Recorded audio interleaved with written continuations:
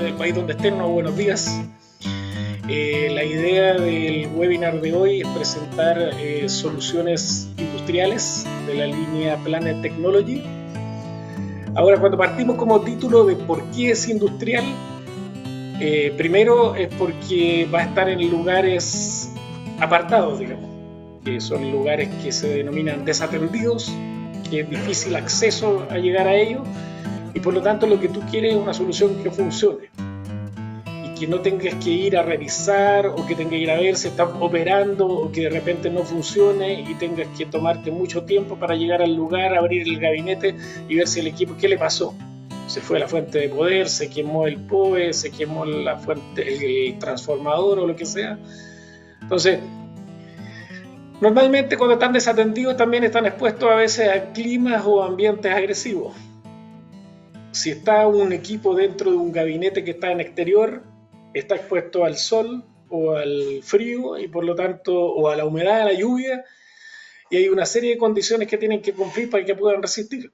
Aquí hay un caso particular en Chile que es bien, que lo da la geografía de algún modo, que la calle principal acá, que es Avenida Libertador Bernardo Higgins o Alameda, es una calle que corre de este a oeste.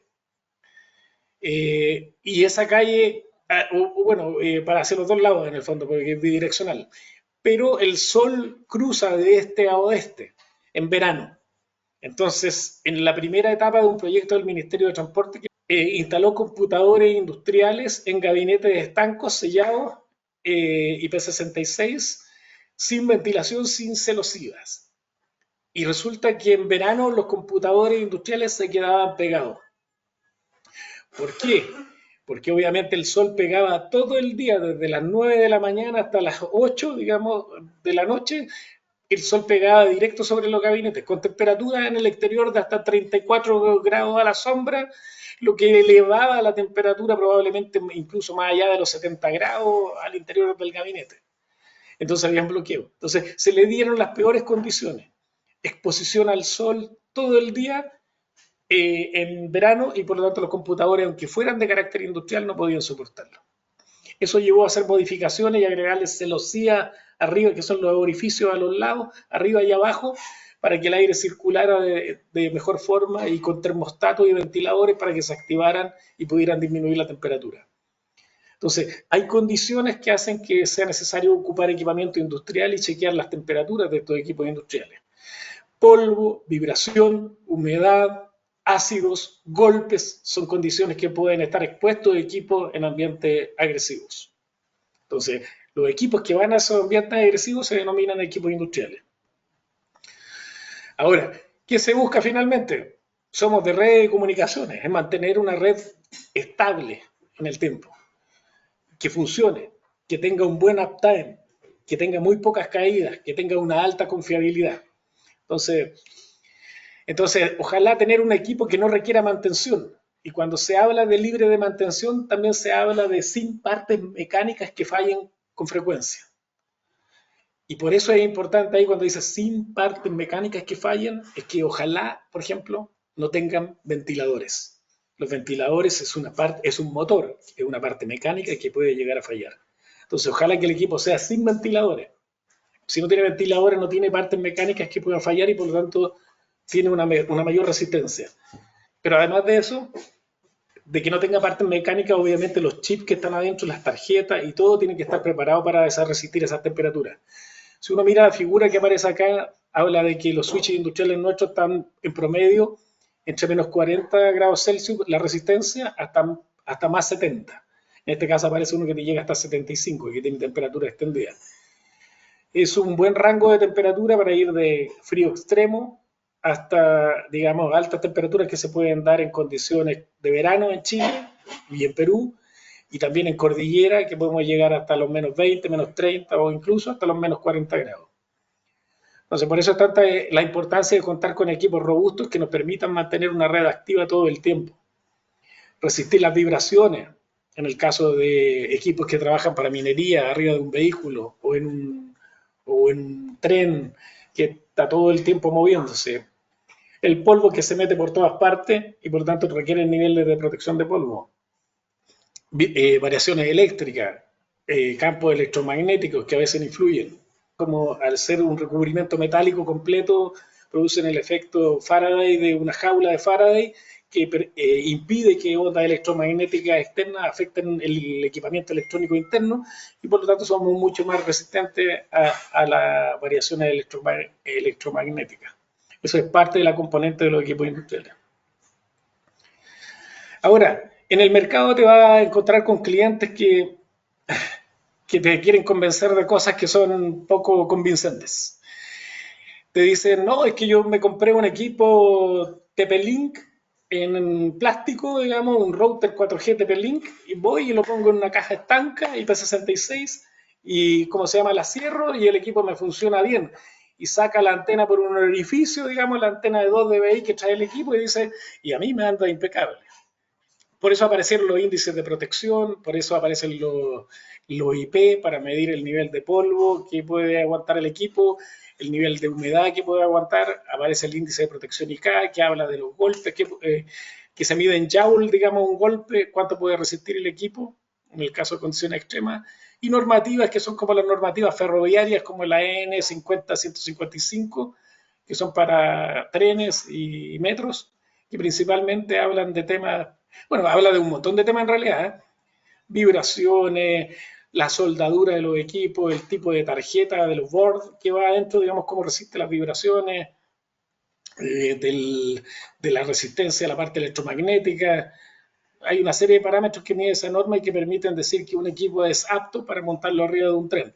Ahora, si es apto para montarlo arriba de un tren, lo más probable es que sea apto para montarlo arriba de una máquina minera, por ejemplo, porque también hay condiciones de vibración que son similares, de factores como las variaciones electromagnéticas que también pueden afectarlo. También hay otros estándares, digamos, que afectan, que hoy día, sobre todo en las redes de automatización, se busca mucho el control, digamos, de los delays, de los retardos. Y ahí entran protocolos como el IEEE 1588 para la sincronización, que antiguamente no se podía hacer, eran relojes externos los que entraban y entraban con otros protocolos. Hoy día se meten a través de la red IP y permiten sincronizar switches, como los switches Planet, que es la IEEE 1588, haciendo predecible una red de Ethernet que antes no era predecible. La gracia es que Planet Technology ha ido evolucionando y antiguamente no tenía estos protocolos ni estos estándares y hoy día ya cuenta con un montón de equipamiento con esas características y por lo tanto hoy día sí podemos ofrecer las soluciones industriales de Planet, digamos, como una verdadera, digamos, solución profesional para el área industrial y de automatización. Aquí puse una solución dentro de las que se esgrimen dentro de las soluciones industriales. Lo que pasa es que para la gente más vieja como yo, antiguamente existían dos redes, Ethernet y las redes de automatización. Y las redes de automatización, una de las principales cosas que se decían eran que eran de un bajo retardo, que podía hacer anillos redundantes, que tenía una comunicación de anillo, entonces si se cortaba en un lado siempre se mantenía la comunicación hacia el otro lado. Pero no existía, entre los dos, digamos, estaban redes divididas. Entonces, y se desconfiaba de Ethernet porque no era predecible, porque no tenía un reloj de sincronización, porque no tenía anillos redundantes. Bueno, todo eso hoy día quedó en el pasado y hoy día sí se puede tener una red predecible Ethernet. Y hoy día existen soluciones de ERPS, que es un ring rápido que te resuelve algún corte en menos de 10 milisegundos. Menos de 10 milisegundos. Entonces alguien me podría decir, pero si existía Spanning Tree hace rato, hace años que existe Spanning Tree, rápido Spanning Tree, los que vienen de Ethernet. Sí, pero Spanning Tree se toma un minuto, rápido Spanning Tree se toma un segundo, y aquí estamos hablando de menor que 10 milisegundos, lo que es fundamental, digamos, para procesos críticos que se estén desarrollando en una industria automatizada. Entonces, esas son parte de las cosas que hoy día Planet Technology puede ofrecer. Ahora, si me preguntan cómo seleccionar un switch industrial adecuado, bueno, hay dos variables, que es la variable técnica y otro es la variable logística, podríamos decir. La variable técnica es lo que se muestra ahí, digamos, que es número de bocas, que como cualquier pregunta que se hace a un cliente cuando hablamos de switches, ¿cuántas bocas necesita? ¿Con fibra o sin fibra?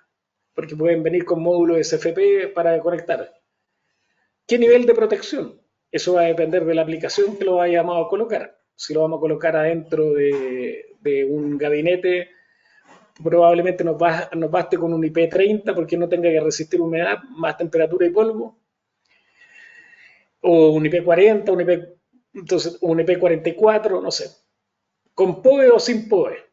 Y ahí si hablamos de PoE, obviamente vamos a preguntar por AF, AT, BT, y eso va a condicionar la fuente de poder que vamos a colocar, porque si colocamos dos puertas PoE ya tenemos AF, tenemos 30 watts, y entonces ya hay que ir dimensionando la fuente de poder. O sea, el PoE va a estar siempre ligado a la fuente de poder industrial, porque en el fondo hay que calcular los wattajes, sumar los wattajes de los puertos PoE para poder calcular la fuente de poder industrial. Si es administrable o no administrable, y eso a veces depende mucho del precio que quiera manejar el cliente.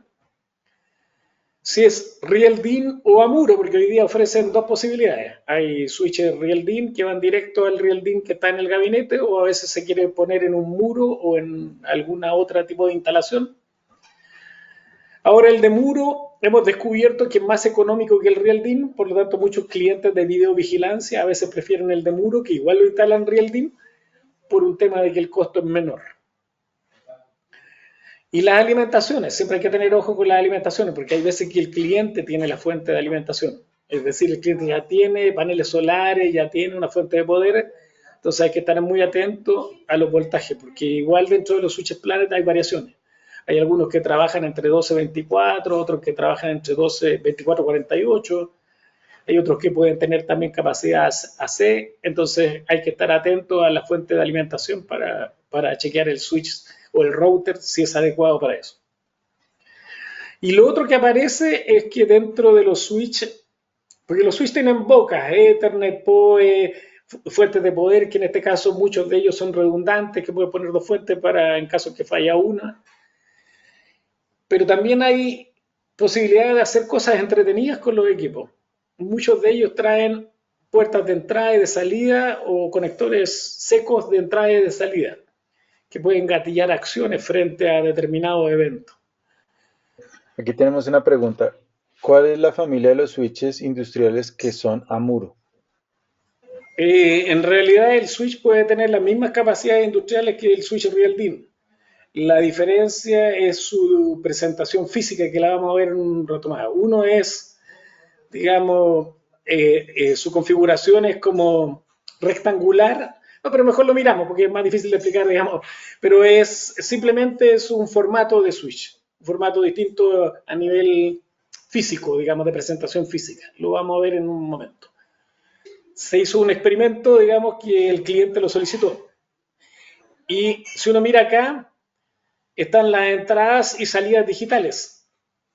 Digital input 0, digital output 0. Entonces, por ejemplo, él tomó una salida digital y en la salida digital él podía activar algo, habilitarla, si por ejemplo fallaba una fuente de poder o si fallaba un determinado puerto o si ocurría algún evento en la entrada. Si entraba alguna señal, él podía gatillar acciones.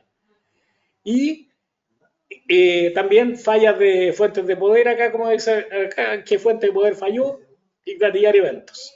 Entonces, lo que le pedí al cliente es que ante una eventual falla se gatillara una baliza.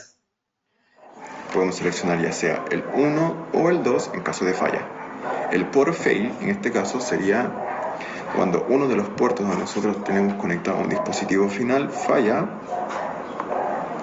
En este caso, la alarma, baliza, lo que sea, se active. Nosotros para efectos prácticos de laboratorio tenemos configurado el número 8. El 9 y el 10 serían los puertos SPF, así que también se pueden configurar en caso de falla para que se activen. Le damos a aplicar y ahora nos dirigimos al switch. Si nosotros desactivamos, o bueno, desconectamos, mejor dicho, el puerto 8, donde tenemos configurado, nuestra baliza automáticamente debería activarse. Lo volvemos a conectar. Se desactiva nuestra baliza. En el dispositivo final, en este caso sería una cámara con PoE. Si desactivamos el PoE, por ejemplo, la baliza se debería volver a activar. Y así podemos asegurarnos que nuestra configuración está funcionando. Yo aquí, como les mencioné anteriormente, tengo dos fuentes de poder conectadas para generar redundancia en el switch, de las cuales también configuramos como power fail en caso de falla. Si yo, por ejemplo, desconecto una de las fuentes de poder, debería activarse automáticamente la baliza. Vamos a comprobarlo.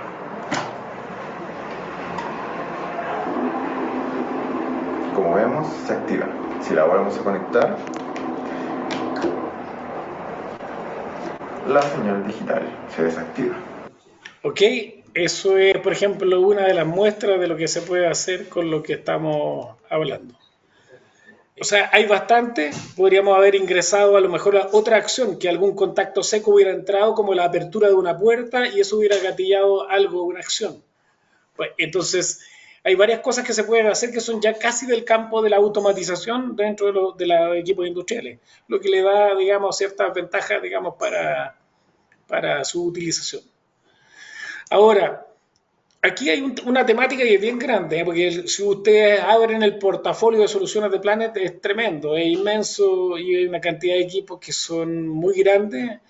Entonces, si bien los catálogos son muy extensos, ustedes tienen que marcarle en ese catálogo lo que nosotros estamos trayendo para stock. Por ejemplo, acá nosotros hemos estandarizado un poco los equipos que estoy mostrando, como el IGS 5225, con 8 puertas UTP, 2 puertas SFP y 2 puertas de 10 GB, o el equipo IGS 801M con 8 puertos UTP, sin puertos de fibra y algún switch chiquitito como el 5225 4T, 4 puertas UTP y 2 SPP. Entonces, todos estos switches son real DIN, no son los de muro. Por eso es que no le he comentado la pregunta que me habían hecho hace un rato. Otros switches que hemos estandarizado son el IGS 1020 TF, también 10100.000 con 2 puertos SFP. Está el IGT. Aquí se abre un switch que es casi un media converter, ¿eh? Y que hay una versión también en la versión no industrial, que es el IGT 1205 AT. Me detengo un poco porque este tiene varias características. Con este tú puedes, no sé si alguien te pregunta, oye Daniel, ¿cómo puedo pasar de una fibra monomodo a una multi sin poner un switch? Bueno, pone un media converter como este que tiene 2 puertas SFP. Y en una pone, por ejemplo, el MGB LX, que es monomodo, y en la otra puerta pone el MGB SX, que es multimodo. Y ahí conviertes de mono a multi. Pero también este equipo se puede usar para hacer redundancia con la puerta de fibra óptica. Puedes poner 2 fibras ópticas que llegan a la puerta del equipo y esas dos, si se cae una, la otra sigue funcionando. Es un backup de fibra óptica. Entonces tiene varias flexibilidades este media converter que lo hacen atractivo, digamos, para poder ofrecer a los clientes. Ahora, y si quieren un switch más pequeñito, pueden irse al ISW501T, que son puertos 10-100. Acuérdense que muchas cosas en el área de automatización siguen trabajando a menos de 100 megabits por segundo, entonces si la gente quiere abaratar costos, puede buscar las líneas que son Fast Ethernet y no Giga. Ahora, casi Planet ya no tiene de esos switches, van quedándole poquito. Pero de todas maneras, como si es solo industrial o solo automatización, es probable que las velocidades sean bajas y por lo tanto todavía se pueden seguir usando equipamiento Fast Ethernet. Siguiendo con los switches más usados, de hecho, el switch que aparece a mano derecha, que son los IGS 120 HPT, el cual aparecía el video de Andrés haciendo uso de las puertas de entrada y salida. Un switch PoE con 10 puertos en total, que es el más flexible, pero también es el que no es tan barato, digamos. Entonces, por eso es que los clientes muchas veces prefieren ir acotándose a soluciones un poco más pequeñas. Y pues a mí me gustaba el IGS 120 HPT porque hace todo y tiene todo en un solo equipo. Pero no necesariamente la gente lo va a preferir, digamos, por el tema del costo que tiene. Porque yo pensaba de repente en traer un solo equipo, digamos, y así afinar mi stock, pero no se puede por los costos que quiere el cliente. Así que hay que tener un par de alternativas, digamos, para poder, digamos, que tengan esas opciones. Aquí aparece uno de muro, que es el WGS 4215 8P2S. Si se fijan, digamos, su presentación es algo distinta, digamos. La distribución de boca y el formato del equipo es algo distinto, porque está orientado a conexiones muro. Pero eso también trae como consecuencia un valor menor. No sé por qué se ahorra ese valor, pero por lo menos nuestros clientes han podido apreciar, digamos, que es de un valor más bajo. Entonces, normalmente para instalaciones de videovigilancia o Smart City siempre lo piden con PoE, también lo piden administrable porque muchas veces quieren controlar el tráfico de las cámaras que es pesado y por lo tanto hacer VLAN, quieren tener algo de monitoreo para saber qué está pasando con el switch. Por lo tanto, les sirve un administrable, les sirve que sea industrial porque van en gabinete exterior, les sirve que sea con PoE y más encima este tiene un costo que no es tan elevado, por lo tanto normalmente lo prefieren. Y tenemos el caso extremo a la derecha, que son ya los switches IP67, que soportan hasta estar sumergidos en el agua y prácticamente no les entra polvo a los equipos con conectores M12, que lo que hacen los conectores M12 al ser atornillados es que las vibraciones no lo sueltan. Y al no soltarlo son bastante prácticos para todo lo que sea máquinas. Todo lo que involucre máquinas que van a tener vibraciones por los motores que usan, o trenes, o máquinas mineras, o cerca de motores. Por supuesto que eso son los switches más adecuados. Obviamente no son los más baratos por las características que tienen, pero es parte de las alternativas que hoy ofrece Planet. Dentro de las soluciones de Planet también apareció algo como bastante como innovador. La mayor parte de los sitios remotos desatendidos que tienen paneles solares y bancos de batería. Una de las mayores problemáticas que tienen los integradores con sitios remotos desatendidos es que no tienen control de las baterías ni de los paneles fotovoltaicos. No saben si están sucios, porque cuando están sucios pierden su voltaje. No saben si las baterías ya están llegando al final de su vida útil, por lo tanto no saben su nivel de carga y descarga. Y cuando apareció el BSP360 de Planet, que es un switch con PoE, pero además es un controlador de carga inteligente que te permite monitorear el nivel de las baterías y el nivel de voltaje de los paneles solares. Si el voltaje baja, tú sabes que el panel está sucio. Si las baterías se cargan y descargan muy rápido, que están llegando al final de su vida útil. Y por lo tanto, tú puedes tomar acciones preventivas.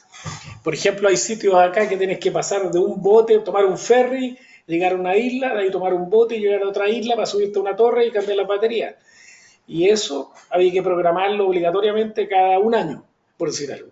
Hoy día tú puedes tomar acciones preventivas cuando pase el suceso. Porque como es tan largo el viaje, si no lo programas, te sale muy caro y tienes que, digamos, tener un recurso disponible para hacerlo. Entonces, BSP360 ofrece eso, como switch PoE administrable más controlador de carga. También tiene una fuente de poder que puede entregar 24 volts, que también puede alimentar dispositivos hacia el exterior. Ahora, otra de las fortalezas, y yo diría que de los primeros productos que me tocó partir vendiendo el año 2005 fueron media converter, pero los normales, no los industriales. Y la gente los empezó a instalar en faenas mineras, la parte de acceso, y se dieron cuenta que eran súper estables. De hecho, el equipo que menos fallaba de Planet era el media converter. O sea, a pesar de no ser industrial, podía estar en faenas industriales y se comportaba bien, que es lo que decía yo hace un rato. Eso es la fortuna. Eso no es el análisis y el diseño para llegar a esa solución. Simplemente los componentes salieron buenos, el equipo era sencillo y se podía. De eso evolucionamos a los media converters industriales y la gente se empezó a pasar a ellos cuando se los presentamos. Y ahí también lo mismo, volvemos a lo mismo. Volvemos a buscar equipos que sean un portafolio reducido. Por ejemplo, en la línea de media converter convencionales usamos el GST805A o el GT905A. ¿Por qué? Porque tiene un módulo SFP. Entonces no tengo que estar diciendo ahí traigo el conector ST, con conector SC, con conector LC. Traigo uno estándar y le cambio el módulo cuando quiero. Si el cliente lo quiere con salida FC, ST o SC, simplemente le pongo un jumper. Le pongo un jumper para que él se conecte, digamos, a su patch con el conector que él requiera. Por eso es que el IGT 900-1T1S, digamos, yo diría que es el producto más utilizado acá. Así que para que lo tengan en consideración. También hay media convert con PoE que son como novedades, y los media convert con 2 puertas que también nos sirven para hacer todos esos respaldos de fibra óptica que les mencionaba. Dentro de lo que les mencionaba yo del switch como con doble puerto, digamos, estaba la capacidad de hacer backup de fibra óptica, que es la primera imagen arriba. Hay un enlace primario, un enlace secundario, y si falla uno, asume el otro y por lo tanto mantiene la comunicación de la fibra. Y lo otro también es que puede hacer enlaces redundantes hacia 2 switch Ethernet, por ejemplo, y pasa lo mismo. Si falla uno, se activa el otro. Entonces esas son las flexibilidades también que ofrece el con 2 puertas. No solamente pasar de mono a multi o extender una fibra óptica, sino que también hacer estos backups de fibra óptica que son obviamente una redundancia rápida. También dentro de la línea Planet industrial existen los routers industriales. Los que hemos utilizado con mayor frecuencia, pero van variando un poco porque hoy día vamos de la tendencia del 4G al 5G, son el ICG2510WLTE y el que termina con una G final que indica que tiene GPS. Ahora, los routers normalmente se utilizan en gabinetes externos y normalmente ellos van a hacer una VPN hacia el sitio central. ¿Dónde se pueden usar esto? Hace poco se publicó que en una estación meteorológica habían puesto un router 4G para transmitir la variable, no sé, pues del pluviómetro, del medidor de presión ambiental. Entonces, y todas esas cosas las transmitían a través de un router. Pero también si tiene GPS podemos tener la posición de ese router, que si va en un móvil podríamos detectar la posición. Entonces, por eso es que pueden ver en estos routers que tienen VPN, que tienen VLAN, que hacen NAT, porque tienen puertas LAN, puertas WAN, como si fueran un mini firewall. Son como un mini firewall, trabajan como un mini firewall. También tienen puertas de switch, también tienen entradas y salidas digitales. También tienen puertas RC232 y RC485, que también nos sirve para pasar otro tipo de equipos, semaforización. Lo hemos ocupado para pórticos de lectura de placa patente en regiones. Obviamente hay que hacer análisis de qué chips tienen mejor cobertura, qué compañías tienen mejor cobertura celular en esa zona. Y como estos equipos a veces tienen dual SIM, son útiles porque así puedes poner 2 compañías y una backupea a la otra para poder transportar la señal.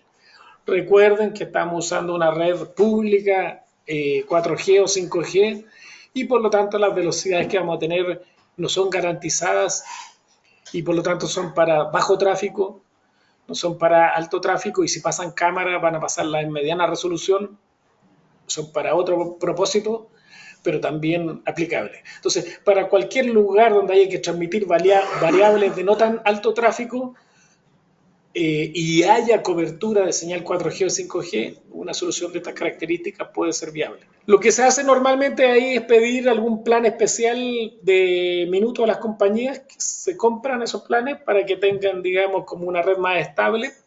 Y lo que tienen que tener en la central, eso sí, es un router que aguante muchas VPN, un firewall, y que tenga IP pública. Porque si bien existe el Dynamic DNS que permite, digamos, bypasearse con IP privada y hacer la conexión VPN, siempre lo más estable, está bien que el router sea de DNS y que tenga IP variable, pero el central, el que concentra las VPN, debe ser con IP pública para que tengamos una red estable y segura. Son como los requerimientos que hay, digamos, para la línea de routers industriales. Y lo que les decía, para aplicaciones móviles podrían ir dando Wi-Fi dentro de un bus, podrían ser usados para conteo de pasajeros dentro de un bus con algún otro tipo de sensores, para dar la posición en la que se encuentra el bus, o para un paradero dando Wi-Fi o dando información de pasajeros, digamos, a través de la red 4G, o para lectura de placa patente, o para control de semáforos que no requieren, digamos, de tanto tráfico. Podría ser una solución. Ahora, ¿con qué combinamos esto? Con las antenas MaxTena. Se pueden combinar, porque sacar 4 antenas en un gabinete es una locura, no se puede hacer. Y usando, en vez de sacar 4 antenas por un gabinete, sacamos una pura antena, que es la MaxTena, que tiene 4 cables para dar Wi-Fi, un cable para Wi-Fi, un cable para el GPS y 2 cables para los SIM de LTE. Por lo tanto, cambiamos esas 4 antenas por una antena industrial de la marca MaxTena. Entonces, esas son las cosas relevantes que hoy día podemos hacer para darle una solución mucho más robusta, mucho más estable, mucho más estética y bella, digamos, a nivel de visualización. Ahora, lo otro que complementa son las fuentes de poder, que el cuidado que tienen que elegir son los voltajes adecuados, los rangos de voltaje adecuados. Hay que elegir las potencias de manera adecuada, que depende de la cantidad de bocas POE que tienen los equipos. Hay que elegir la potencia, que el primer número que aparece, el PWR40, es el wattaje, y el segundo es el voltaje. Hay equipos que se alimentan hasta 24 volts y otros hasta 48. Por lo tanto, las fuentes que se ocupan son distintas. Por eso hay que chequear bien el PDF del switch industrial para ver qué voltaje va a ocupar y qué potencia finalmente vas a consumir. Esta semana, en realidad, hay una licitación que está corriendo y dentro de la licitación aparece que los switches tienen que tener capacidad de hacer bypass. Debido a que existen anillos que se hacen de estación a estación, la fibra va en anillo por estaciones, son varias estaciones. Entonces van en anillos redundantes, pero ¿qué pasa si en una estación se apaga un switch? Ese switch tiene una entrada de fibra óptica y una salida de fibra óptica. Si se apaga un switch de manera convencional, muere la puerta de ese anillo, porque esa entrada y esa salida quedan apagadas. Entonces, en la licitación pedían que los switches tuvieran un bypass, es decir, se corta la luz de esa estación y la fibra se bypassea. Y por lo tanto, la entrada se conecta automáticamente de alguna manera mecánica con la salida y el anillo continúa operando. Entonces, eso lo pedían como en la licitación y el switch tenía que tener esa característica. Pero, pensando siempre en abaratar los costos, también existe la posibilidad de hacer uso de estas cajitas. Estas cajitas hacen el bypass mecánico. Entonces, de alguna manera son capaces podríamos usarlas junto con los switches para hacer ese bypasseo. Y de alguna manera, si hay un corte de switch, digamos, la caja puede hacer el bypass, digamos, hacia otro punto. Entonces, es una caja que puede hacer ese bypass mecánico cuando se interrumpe la energía, por ejemplo, en un determinado switch, el power failure, y hacer el bypass para que la fibra pueda seguir en comunicación, digamos, o seguir cerrando un determinado anillo. Parte de la funcionalidad. Entonces, a lo mejor ocupo un switch más barato con esta caja y la suma de los dos me da más barato que poner el switch que tenga el bypass incluido internamente.